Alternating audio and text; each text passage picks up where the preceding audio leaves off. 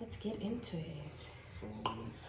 Welcome to my YouTube channel. I know I owe you as part 2 of the previous video I did where I was chatting with my husband about the challenges we faced after I said I will. We'll be uploading that soon. He's not well right now, but as soon as he's good, we will be doing that.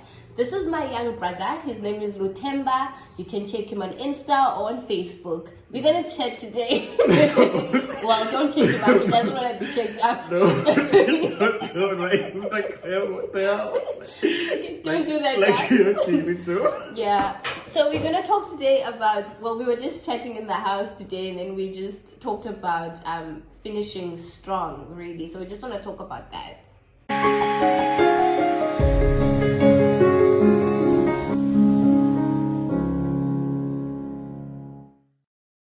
Ending the year 2021 and getting into 2022. So tell me, how do you feel about Still hot. Yeah, we having having something so he's burning. So how do you feel about ending 2021? How are you feeling mentally, emotionally, spiritually? Are you strong? How what do you think about this year? No, I'm good. I think I'm good. I there isn't a particular feeling around it. I think that's the strange part about ending a year, is that it's only when you're forced to think about the year, how it was, that you can actually answer that. But yeah, I feel okay. I wouldn't say I feel good. I feel okay. Okay. I think okay is the proper answer. Do I think 2022 will be better? Maybe. But yeah, I feel okay. And you? I'm finishing 2021 strong. I'm finishing winning. Because 2020, it was rough. But 2021, I am very optimistic about how I'm feeling about it. Only because of, I reflected on my journal. I have a journal that I started about 6 months ago. Okay. I reflected on some of the things that I wanted to do this year that I've done. And when I did that, I was like, hi, bro. 2021 was not bad. It's a cool year. You know, because not necessarily by now making a cool book, but the fact that there are certain things that I looked at and I felt I did them. So I'm feeling strong. I think I also did that, but differently. I looked at the things that I actually did during the year. Yeah. And I think I before that I thought that I didn't have a good year. Yeah. I thought I didn't have a good year. So until I sat down, I was like, yeah, but what happened really this year? And then I reflected. But I think through the reflection, then I found that no, man, I had a good year. But I think it was clouded by everything that's happening outside of the year, that's happening outside of me. Yes. That I felt like I didn't have a good year. But measuring myself and comparing myself towards 2020, then when I compare, I was like, I had a good year. So yeah, I'm not ending. It's different than how I ended 2020 than how I'm ending 2021. Yeah. So I think the journaling, though I didn't journal, but yeah, I think the going back and reflecting on the year has helped to see that it wasn't a bad year as I thought it was. Yeah. I think also for me, like, I just want to sit in that point, that reflecting point. I know that we are just talking about how do we feel about ending the year, but I just want to sit on reflection. The 2 years that we come from, 2020 and 2021, they did something new on earth. They did something that we've never seen before with the people that are alive right now. Maybe in the hundreds before we were born, things like this happened when nations shut down. But they did something that no one who walks today had seen before. We had so much death, so much trauma, so much frustration. And in all of those things, I found that those things were traumatic, especially on social media. Imagine logging in and then you see, it's so-and-so who's passed away, so-and-so. It was just too much. At some point, it was too depressing. Yes, you know. So saying now that I'm sitting on the point that says reflection, that point helps the focus shift from the outside things, but it focuses within that. Your own personal journey. Exactly. Of everything else, rather than is that Affects the journey. I affect the journey externally. Exactly. So I think I agree with you, because I think the worst thing that has been happening in 2020 and 2021 is that when you do a reflection, it's normally around so many other things, like people are losing jobs. Yes. There's GBV. Yes. There's this, there's that. Like there's those things. Even though they don't, some of them don't affect you directly, but there are things that do affect you directly. Yeah. So people lost people, we lost a person. So it's one of those things where you just feel like it has not been a good year because it's been so dark. Yes. And weirdly, I think how other people are facing is outside of you, outside of me, how they are facing them gets you to actually reflect upon them also, because you can feel what they're carrying, in such a way that you don't pay attention what type of fear did you have. It kind of feels selfish also. Yeah. To say I had a good year and everyone else like yeah and not only that, I think also as we reflect, like you just said something but you passed by it, people's energies are real. Yeah. Like how a person feels when they come into your space, or what you hear, what a person tells you, it's real. Yeah. Because we are at and then they leave. They will say it and then they leave or whatever. Yes, we need to be there for each other, obviously.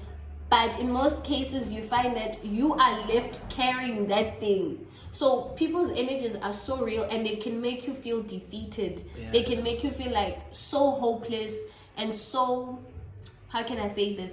They can make you resent the season that you're in, right? So it's very important that, I think for me, that's one of the things I did also in reflecting. I took 6 months off social media. I switched off my phone and I put it down.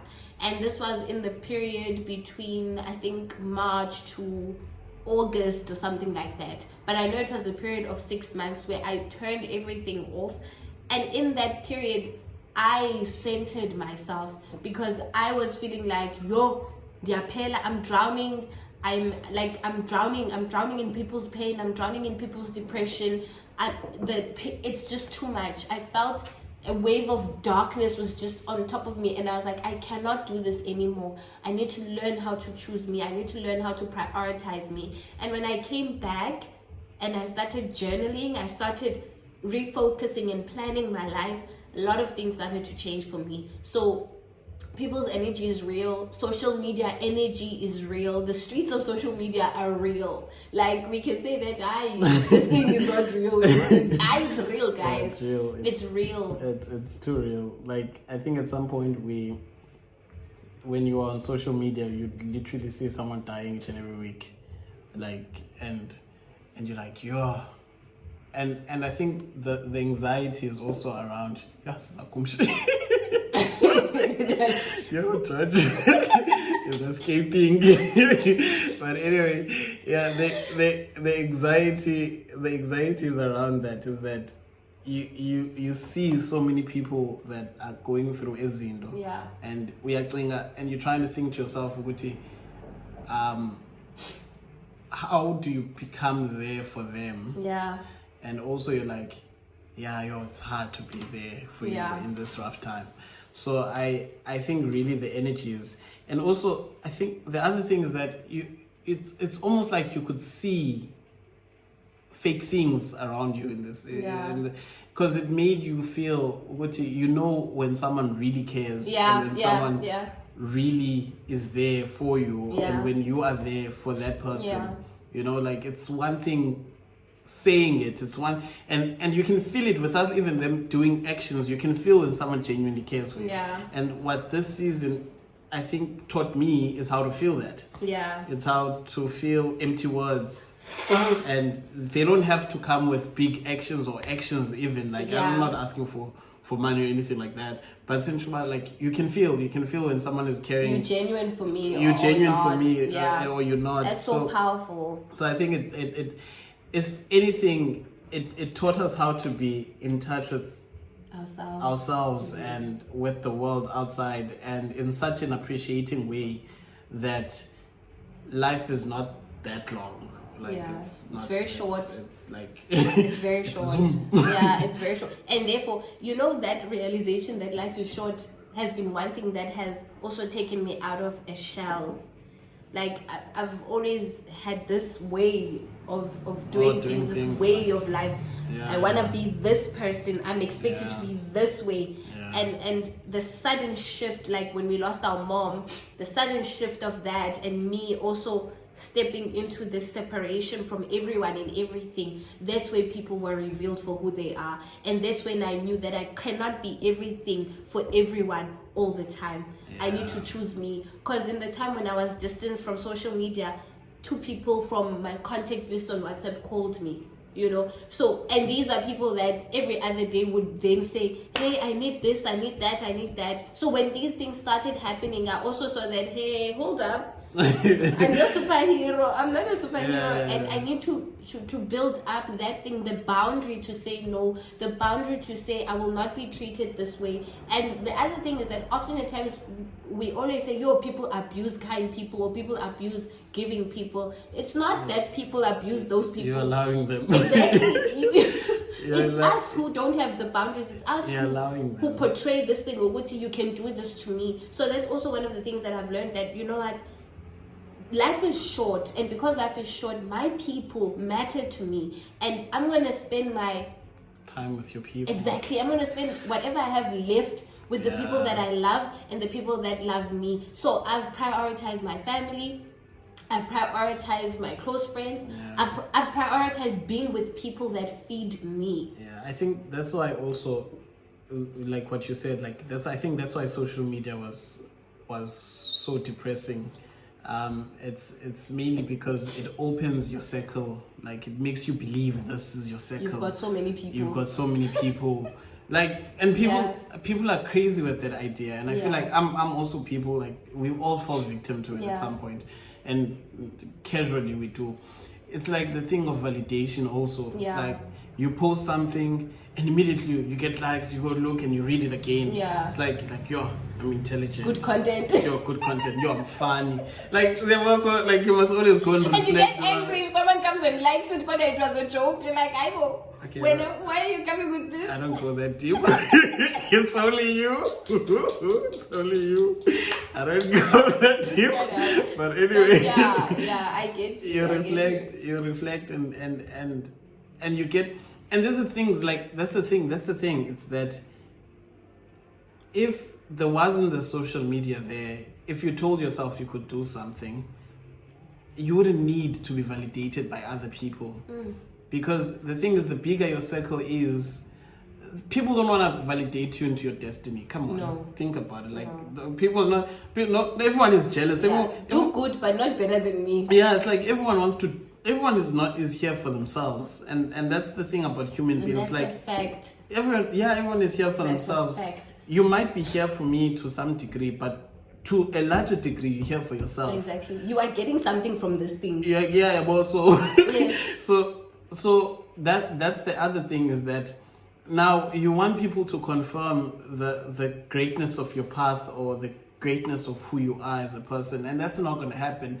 And the reason why it's not going to happen is simply because no one feels like I'm here to confirm other people. Everyone wants to be confirmed. And the person who does that is going to be a person who's going to come back and be like, no one ever confirms me. Exactly. So exactly. So you tend to not know whether you want to be supportive of asking people to confirm you, and them later feeling like no one ever confirms me. Yeah. So I think that's the other thing, is that we seek so much validation in things that it doesn't matter in. It really doesn't. There's things where I feel like I've done good for myself simply because I stepped out of seeking validation and caring too much. I think most of my life I would live in the conviction of, yo, Mazotina band, I did that, yo, this and that. And the funny thing about that is that people are going to talk about it and then let it go. And then you're still carrying that particular conviction of something that doesn't even matter. Like like you're going around with it, and then it's paining you, and it's not even paining the people that you had consulted around this thing. You are left with the dream that you never touched. You see? You are left with the idea that you never tapped into, simply because of you allowed what people say. So it's I think, yeah, man, I think in overall 2021, in perspective, I feel good about how I'm ending it. I feel not that there are big changes that have happened, but I've found myself. Like, I'm enjoying the journey of finding myself. I'm enjoying the journey of getting in my shoes and settling in who I am. I'm enjoying the journey of knowing that my destination is not the same as yours, neither is it the same and so.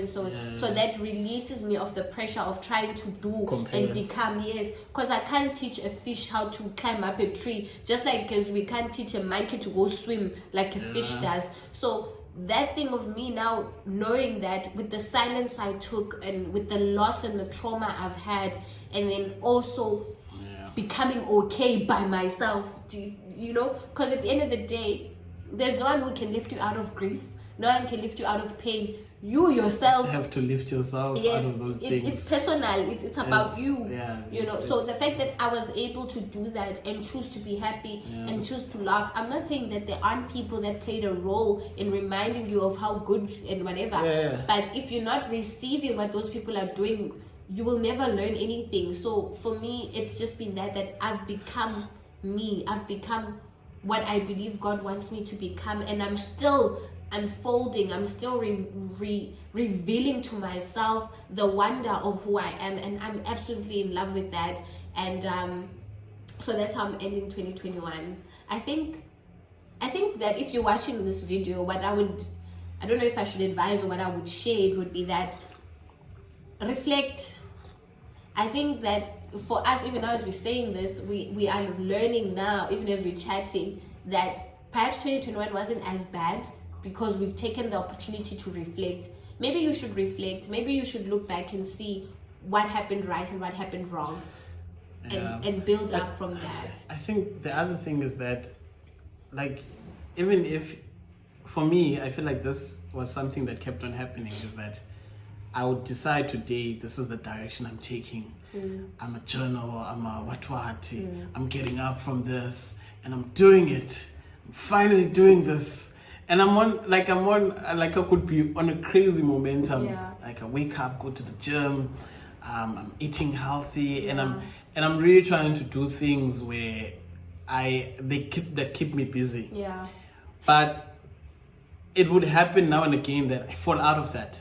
Maybe I'm gonna fall out of it for 2 months, like boom. And then I have to pick up myself again. Like, we can do this again. And that's the other thing, is that even when that is happening, that is actually a good year, because it simply represents ukuthi you fighting. You work, exactly. You're not just laying down. You have moments where you like, I actually fought. And you better off than at the state of where you never really tried to fight at all. So that's what I think I'm taking. That's why it's so hard to say, it's been hard to say that I had a good year or not. Is that I've been in a state of fighting, not fighting, feeling like it's chilled, been in a space where it's like I've been playing around with different emotions.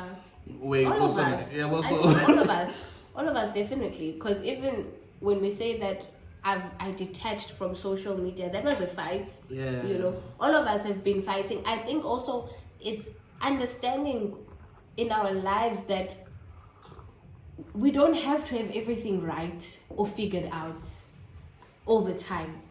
I think also what the point you're saying brings me to a question I want to ask about, do you have any New Year's resolutions?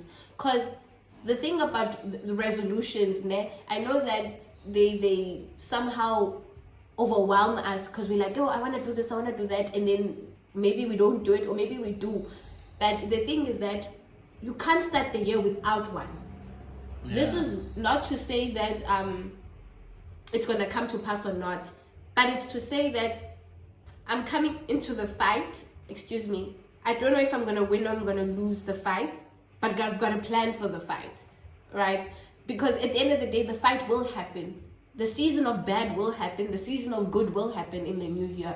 And saying I'm just walking in with slouchy shoulders is you setting yourself up for failure even before, so that when, like you said, that you had moments where you fought and then you fell down, and you had moments where you remain consistent. There's a book I'm listening to now, which is Automic Habits, and it speaks about voting.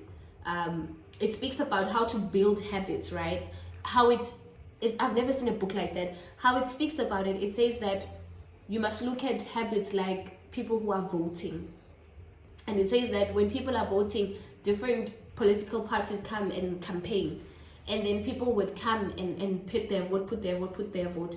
The overall win of the campaign is the party with the most votes, right? Yeah. So what they say is that in your life, treat it that way, that you are the campaign. The vision you have of yourself is the campaign.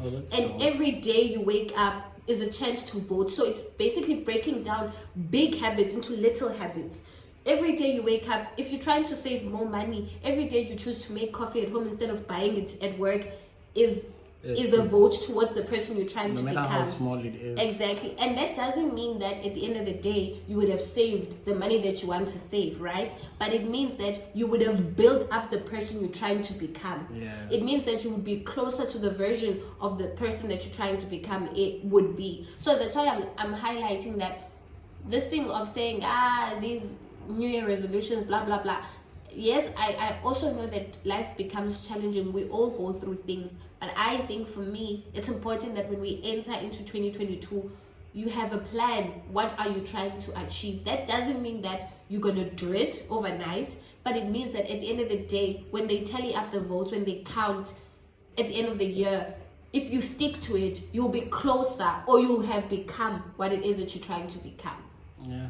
So, would you have any New Year's resolutions and your thoughts on that? No, it's cool. I don't have thoughts on it. I think it's a vote of confidence to yourself, and I think that's like dope. Like, you have to nominate yourself without being nominated. Yeah. And yeah, it's like if you ever dealt around elections on whatsoever, or you have ever contested for something, you would have to have someone who puts up their hand and says that I nominate this person. Yes. And then you would have to have a seconder in that. Yes. And I feel like what your concept was definitely that. Yeah. To say that even in that room, I'm going to be the person who nominates myself to do the task. Wow. Rather than waiting or falling into wanting to do something and eventually never doing it. Yeah. And being the person. I'm gonna try. So I think that's what I'm saying. It's like a vote of confidence to myself. So you have to have it. You have to do it. You have to. So I think that's what I'm taking away from what you're saying. I'm afraid of New Year's resolutions. I'm afraid of them because, like, I think I aim for the biggest things. That's the thing. Like, I aim for heaven. Like, I'm that crazy person. So I think it's so easy for me to feel like I failed when I didn't do that, and where I think I would go to someone else's goals and I would realize, but damn, is that what you're aiming for? Yeah. Like, and we're in the same position as this person, but like, damn. Look. So what they would see as success, I would see as failure. So that's why I don't hate them, but I don't love aiming a lot for New Year's. I don't love aiming in the context where it's practical. Yeah. This is what I want to do. Like, I want to hit the gym. Yeah. Well, because if I say I want to hit the gym, I want to be a bodybuilder. Yeah. You don't just want to. I don't just want to hit the gym. I want to be a bodybuilder. I wanna like be ripped muscle. Like, so I go to the extreme of all things. I think that's why I always say to you that I guess it comes with maturity as well, and maybe growing older and seeing, because I'm older than you, and seeing maybe life from a different perspective. Don't do that. Older than but ngishadile as well, so it kicks that thing out either way. Okay, sure. So defeated. Yeah, definitely. My thing is this. We have to come, I always say this way, I'm like, we have to come to a place where we define things according to what we want them to be. Success, the word success alone is empty. What does success look like to me? Going to the gym and being healthy, that goal alone is empty. What does it look like to me? you? What's my ideal body shape? You know? What's my ideal health? For me, for example, I never want to take treatment. Not even ideal. Like ideal also goes to the perfect mode of who you are. But I'm saying it to you. Yeah, I get what you mean. So that when I look at things that way, it's not that it's easy for me to attain them. No, it's not. But there's grace and I'm kind to myself. I think the worst thing that I would want is to be harsh to myself to a point where I don't know how to get up. Okay, sure. Do you get me? Like, I don't know how to fix myself because of I failed that one big thing I wanted to do. I never want to do that to me, because I'm aware now that life happens, and sometimes life will take a sharp curve when you think that you had all the plans sorted out. So for me, I bring things to grasp, to things that I can touch, to things that I can attain, and as soon as I do that, I build up from that. Okay. I guess that's my strategy in how I plan for. So do you have New Year's resolutions? I want to get monetized on YouTube. Hopefully that will work. Okay. I'm sitting on 100 subscribers now. I don't know if that's gonna work or not, but we'll see. We're optimistic about it. Yeah. And I think also, I'm not gonna share all of them, but I wanna, as I said before, I'm becoming myself and I love it. I want to become more of that. I want to be more me. More free. And that's such a holistic goal, like for the year. Like I think it's really, it's in the overall, it's such a holistic goal. True. But you don't even have to break that down. Maybe you have to tell yourself what it would mean to you in health-wise, in your spirituality. Yeah. Financially, and various other elements that define life generally. Yeah. So I think that's something you'll have to define in depth, but I feel like it covers everything. Yeah. Being more yourself, because you can't be more yourself when you're in your financial situation. That is not yourself. That is not yourself. You can't be more of yourself when you're in a physical position that is. Because those things, I feel like they work against you being you, and they weigh you being you down. Yeah. Because now you see them as weaknesses, and you see them as things that oppress you, the real you, the you that is you out there. So I think that's such a holistic goal. I feel like I have the same thing, similar.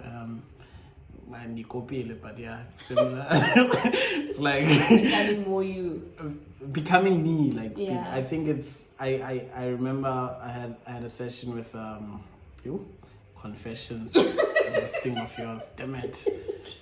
And I had a session with a therapist, and the conversation was that I feel like I'm not me. You know, like because that was the topic. She was asking Guti. I was supposed to define what was the problem was, but part of what I said is that I feel like I'm not me. And when I had to explain that, and I explained it obviously, and the response was from her is that, what if that is you? Yeah. So it's almost like it's like almost when you're also saying powerful. That, and for me that came across as, even when you're saying your wrongs and your bads and they're not ideal you, is not you. Yeah. But that's what you are. At the moment, And I think it's like that thing of living in denial of the state you are in. Yeah. And so that made me realize the solution doesn't start with me denying or having, what do they call that thing? That thing where you feel like you're not you within yourself or something. But is it a condition? Yeah, it's a condition. But there's that thing. So I feel like it's that thing of saying that it's like you're denying yourself of your wrongs when you're saying, but I don't feel like I'm me. Yeah. Maybe that is you. Yeah. It's a different version of you that is unusual to you and is unknown. I think the right thing is to say, whether is this a me I like? Yeah. Then Automic Habits. That's what the book talks about. yeah, it's like, is this the me Is this I the like? vote I'm trying to cast? Yeah, it's like, will anyone else have confidence in me? Yes. Also, I was watching something on rebuilding your character, and Excuse me. and that for me came across as something I needed to do in 2022. Yeah. So if you ask about my New Year's resolution, that's really, it's not rebuilding my character really, but like building the character that I want to be in this phase of my life and in the seasons that are coming, because I feel like that will define me and who I need to be in the future. The person you're trying to become. So that's where I stand with that. Yeah, man, I'm just trying to be me. Get closer to who you are. Yeah. Well, that's the goal for the year 2022. Hope you like this. Hope you comment. Hope you subscribe. Have a fantastic, fantastic day. Mwah.